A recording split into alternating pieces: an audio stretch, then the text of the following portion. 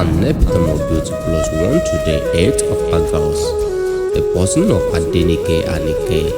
Happy birthday to you, wishing you long life in sound and good health. Adenike ojúmọ́ tó mọ́ lónìí ojúmọ́ ire ni. Ọjọ́ lánàjọ́ lè ní jẹ́ ò bẹ́ẹ̀ ni ọjà rẹ̀ sì ní pẹ̀lú olómú ọ̀rẹ́ rẹ̀ àtàtà ké sí mi lónìí ó ìlú Àgbèmísọ́lá. Ń pẹ́ ní bí ọkùnrin alábàárìn òun ọ̀rẹ́ òun òtítọ́ ti lé ọdún sí lónìí ó wà pé mọ̀ kí ọ ní gbèjègbèjọ pé kò pẹ́ láyé òkú tẹ̀rẹ̀ látẹ̀pẹ́ láṣẹ Èdùà. Adenike òun jẹ́bọ́ dágbolé àgọ́ ní kúta lè gbolébà tó bí ọlọ́mọ. Mi bẹ́ẹ̀ lọ́mọ ẹkùn ọmọ orí ọlá ọmọlá ló mọ ọmọ òwe wèlèké ọmọ gidi gbogbo àyàn nínú ọmọ.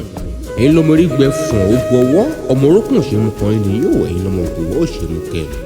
Ǹlẹ́ ọmọ Oshogbo oriki ọmọ sálà mi bẹ́ẹ̀ lọ́mọ onírèmọ̀ ògún. Ẹ̀yin lọ́mọ àwísẹ̀ ọmọ àlàró òkè èyí tí ń ṣe Aláàfin Oshogbo. Èṣù ló ń jẹsùn ní Oshogbo bẹ́ẹ̀ ni àkàrà ló ń jẹsùn ní Ìjẹ̀ṣà. Èṣù bàǹbà ló ń jẹsùn lóròkì ẹ̀yin lọ́mọ àrò pẹ́ta. Ọmọ akèrègbè kù sẹ́mu dẹ̀rẹ̀ ni yóò ọmọ àpò gàgàrà ti kọ̀tọ̀ sọ́tòrò ló ń pè yín. Oshogbo òròkè ẹlẹ́yẹlé àrùn tí ń bẹ l'Oshogbo mi bò l'Oshogbo fi wù. Ọ̀ṣun tí ń bẹ nílùú Oshogbo náà l'Oshogbo fi wù ní lọ. Tarúgbó tomidán màjèsí àjàsúlẹ̀ mọ́nà nílùú Oshogbo lè wà tó bí i lọ́mọ. Adenike ó ti lé ọdún sí lónìí ó àlékún owó àlékún ọlá àlékún ilé ọmọ jẹ́ ìpín rẹ̀ o. Ọdọọdún là ń rógbó ọdọọdún là ń rá òòsà lọ́dọọdún là ń rọmọ òbí lórí àtẹ ọdọọdún là ń mọ̀ orí ọ̀. Òjòjò kì í ṣowó kó mọ̀nà jà kó báyìí lára ọ̀tá ni àìsàn ò ní sọ lọ́jọ́ ikú ìjòsìn ní jẹ́ ìpín rẹ̀ o.